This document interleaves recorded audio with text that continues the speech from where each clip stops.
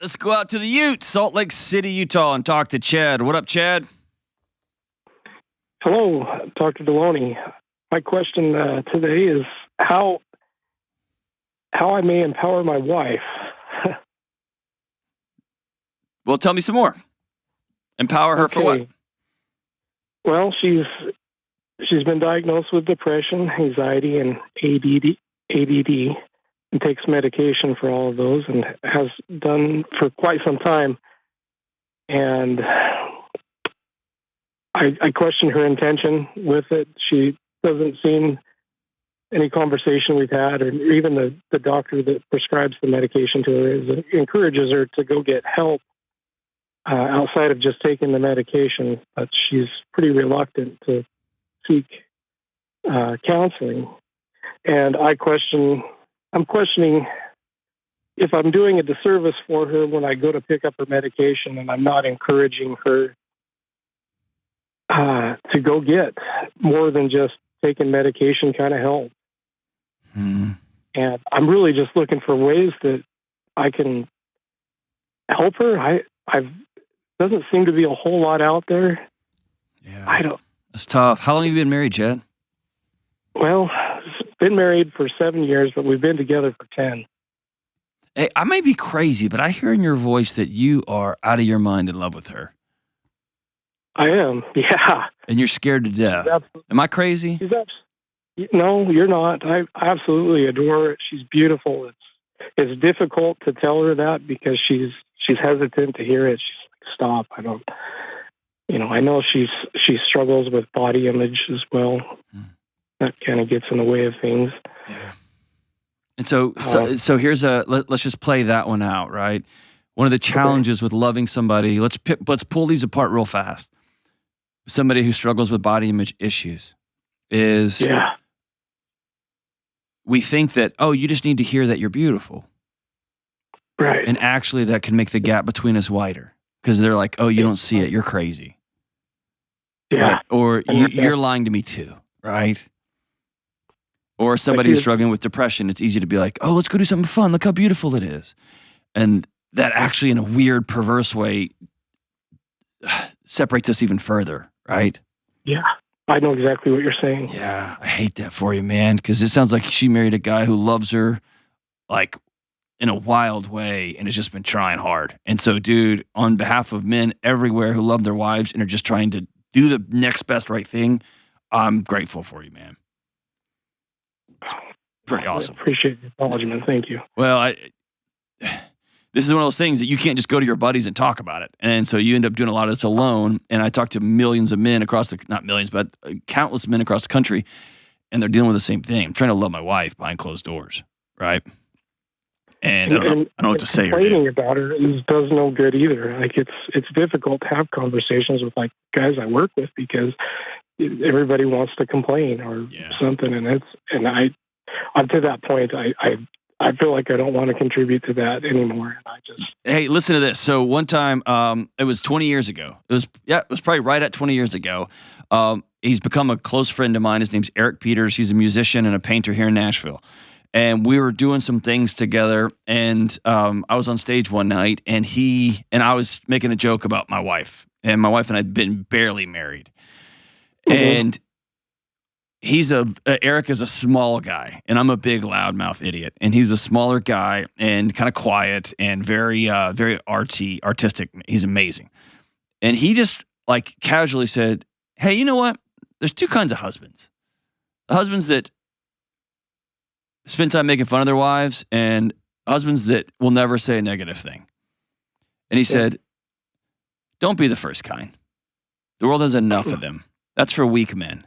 And I remember thinking, dude, I'm going to try my best to not say anything negative about my wife, especially public, ever. Now, that's not mean I don't talk to my closest friends or a therapist or something, but anyway, I applaud you, brother, for not contributing to being like, yeah, dude, and then my girl, don't be that guy. I'm proud of you, dude. That's awesome. Right. Okay, let's walk through this. So the word empowerment simply means I want to give her what she needs. Yep. Oh, go ahead. Go ahead.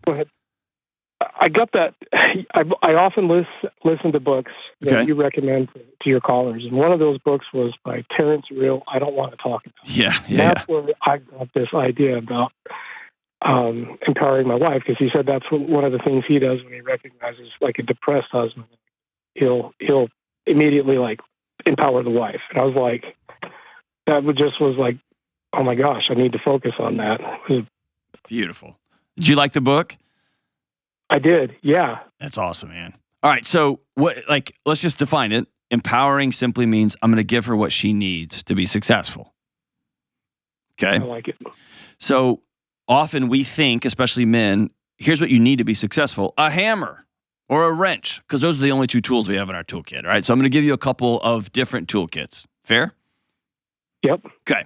Toolkit number one, gosh, dude. And by the way, every man listening to this don't let your eyes roll through the back of your head.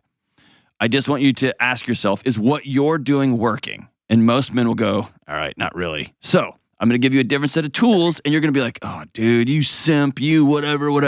I'm telling you, one works and one yes, doesn't. Please. Okay, here we go. The first one is no, telling her she needs to fill in the blank. You need to go to counseling. You need to do this. I'm not getting your meds until you. That's a failed track. Okay. You will join the ranks of 1 million people in her life perceptively. Her perception that 1 million people don't get her, don't understand her, are coming after her. Okay? Yeah. So your strange challenge is, how do I remain on her team while at the same time empower her and not enable her, right?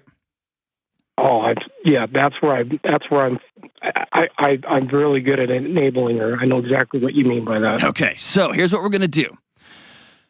Number one, we're going to sit down and you're going to say, I want to be the best husband I can be.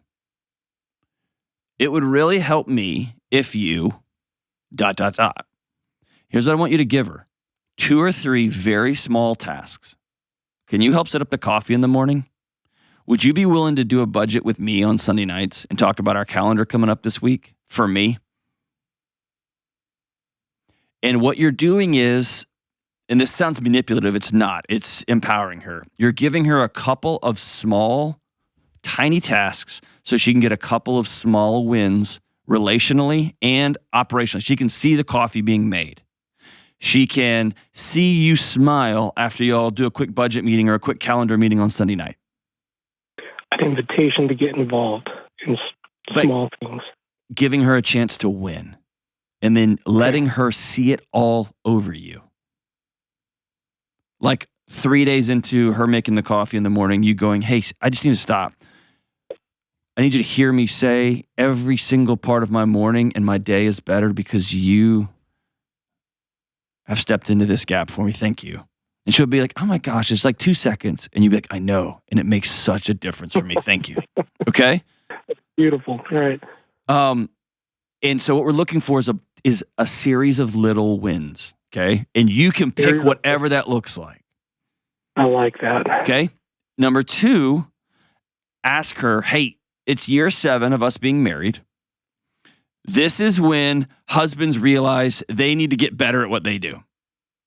Would you be willing to go to counseling with me? Because I want to be better at husbanding. And it has nothing to do with her other than she's going to be able to contribute to help you. I've tried that, but I don't think the context was right at the time, but now it might be better to try. If you say, hey, I don't know how to be married to you. Our marriage is falling apart. You're going through this. We need to go to counseling. Yeah, it's going to be tough. Yeah. But hey, would you love me enough to come help me out? See how it's subtle, but you end up in the same place. You both end up on a couch. Yeah. Okay. A third one is structure. Can you create a 30-minute meeting on Sunday evenings? Just say, I'll make dinner on Sunday nights moving forward into this new year. But would you just do a quick run so we can talk through the week?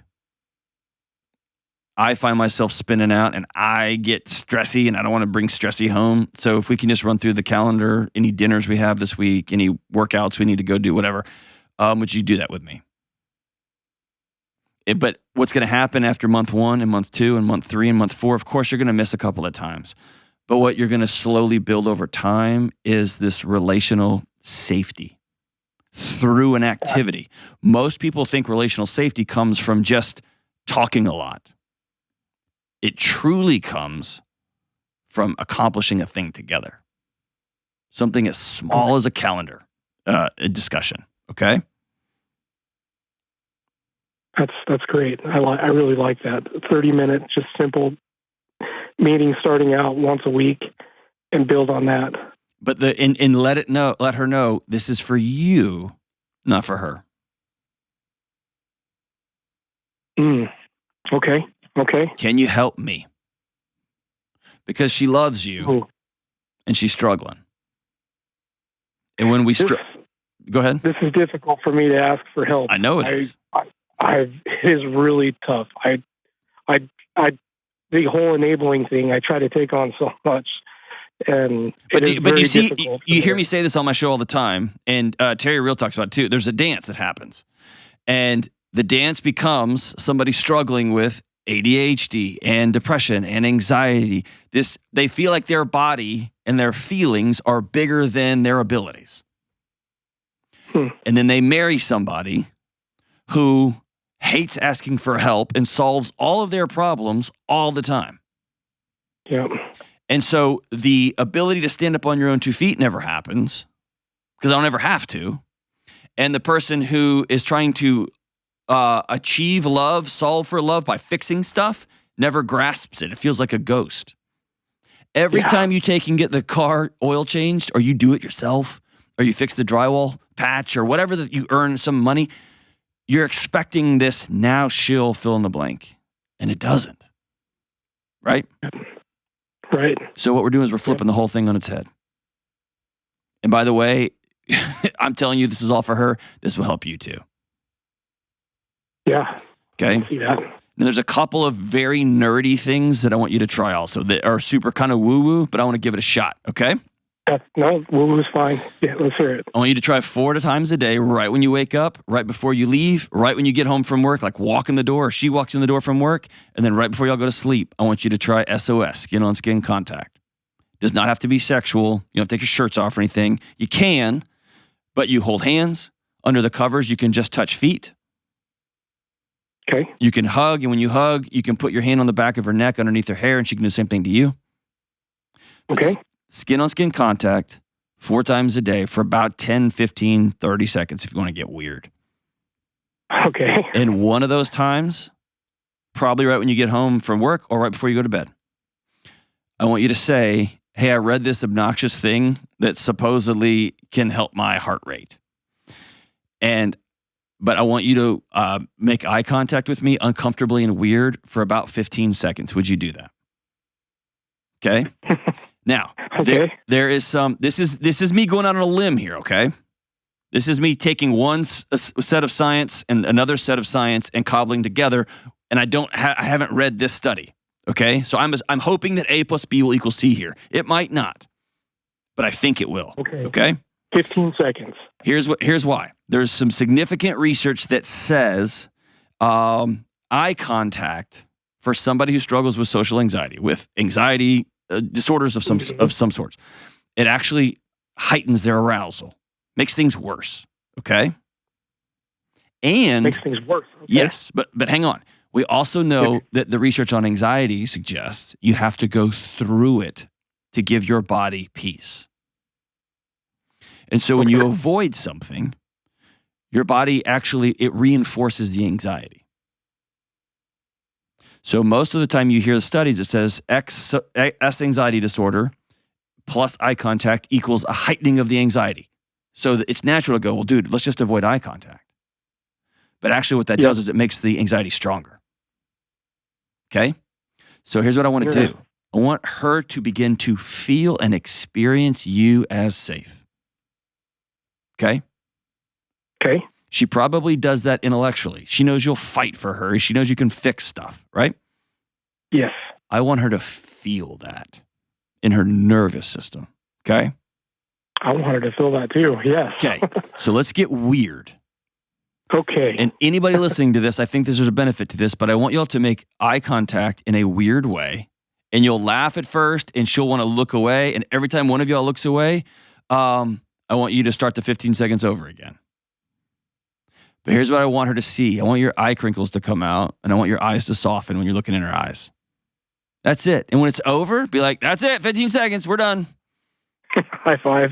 Yeah, you can high five, whatever. I want this to become a practice on a daily basis and say, hey, I want to do a 30-day challenge that I heard about on some internet show. Okay? Okay. After about a week of her helping you with coffee, filling your gas up, filling your car up with gas, whatever little small tasks you ask, hey, can you support me here? I want you to write her a letter and put it on her pillow and let her know that this week's been one of the greatest weeks of your life. She can dismiss things that you say. People with depression and especially ADHD can dismiss it. Anxiety can dismiss the words, or they can hear them differently than you speak them. But when we write things down, they go back and they go back and they go back and they go back. Yeah. Okay? Or if you want to get super gangster, if she would actually do this, she might not. If y'all have a journal that you put on each other's pillow at night. I'll write in it tonight. I'll put it on her journal. She can read it and respond to it, and then I'll go back to mine. Okay. Okay? And I've been meaning to write a letter. I've been meaning to do that. That's awesome. And maybe you take it out, and if for the start of the new year, you read it to her, and then you give it to her.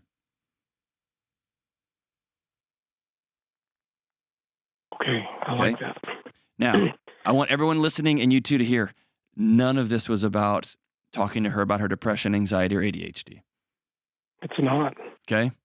It's about giving her body a space and a person to go, whew.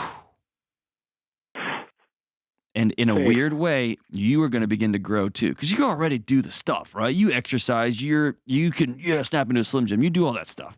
All that good stuff. Yep. What I want to do is connect with her. Exactly, yes. And from that connection, only then can there be a conversation about, I'm going to go pick up your meds. Or when she decides, hey, I'll go talk to a counselor for you so you can become a better husband. Fine. I love you that much. Yeah. That maybe she extracts some benefit from it. Very nice. You've given me quite a few things here to really think about and contemplate and put into action. Cool.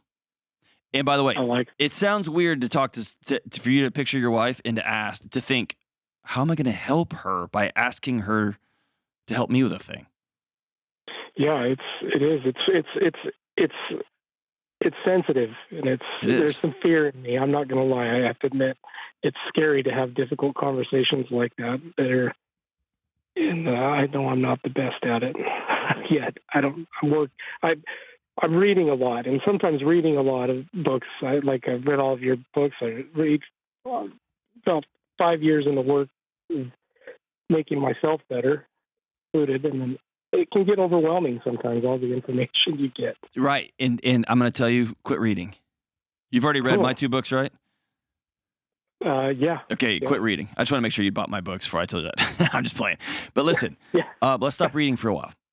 Let's start doing. Okay. Let's start doing. Yeah, that's the part. Sometimes that's where it gets overwhelming. You're like, okay, now I need to start practicing a lot of these things I'm learning about. And it's like, okay, well, I don't really know how. Where do you start? And then it makes you're overwhelmed and you don't even know where to begin. And so, dude, you just said it perfect. If I could get every husband in the United States to say what you just said, I think our culture would change overnight. And that is, honey, I'm not very good at this, but I'm going to start trying something new. I'm still going to protect us. I'm still going to provide for us. I'm still going to take care of us. I'm still going to co-parent. I'm going to do all those things. Whew. And. Yeah, I feel that. Whew. Okay. And. I want to practice. I want to learn how to connect with you. And she's going to go, what? We do connect. We do. Oh, God, it's about sex. No. No. This is about me learning how to listen and me learning how to practice new things. I've read all these great books. I want to start practicing it. Could you help me in the following ways? A weekly meeting. Would you be willing to do that for me? There's 3 things in the morning before I go to work that are just, I just always find myself struggling with. It would change my life if you would help me with these. And by the way, if she doesn't, that's fine. It may not be time for her yet. She may still be struggling. Or if she gets 3 days and the fourth day there's no coffee in there, you can make it. Don't take it personally. Yeah. But it's little wins. Little wins. I like that. Little wins. Cool? Cool. All right, hang on the line. I'm going to send you both of the questions for humans for couples. Here's what these are going to give you guys. Just a quiet path in the woods for new conversations. And what we're doing here is we're building intimacy. We are healing nervous systems. And if once a week at your calendar meeting, if y'all just have a quick, hey, let's do 3 questions. Or let's go for a drive. Let's go out to eat somewhere cheap. And we're going to do some whatever it looks like. Now me and my wife started driving. We've gotten several questions. Just now when we drive, we just do it. I just like it. I learn new things about my wife, the person I've been with for a quarter century all the time, and vice versa. And dude, I'm so proud of you. It's an honor to get to talk to you and get to know you. If you'll try some of these things, I'd love to hear how it goes. Okay, I'd love to hear how it goes. And please make sure your wife continues with her medical care and continues to work with a medical provider who's encouraging her to go to counseling. The evidence is abundantly clear that medication plus therapy is the gold standard. So we got to get her in there at some point, but we're going to do it a different way. Not by pointing fingers, but by opening our chests up a little bit, opening up our souls and saying, I don't know how to do this, but let's try connecting. I'm proud of you, brother. I'm glad to know you're in the community with me.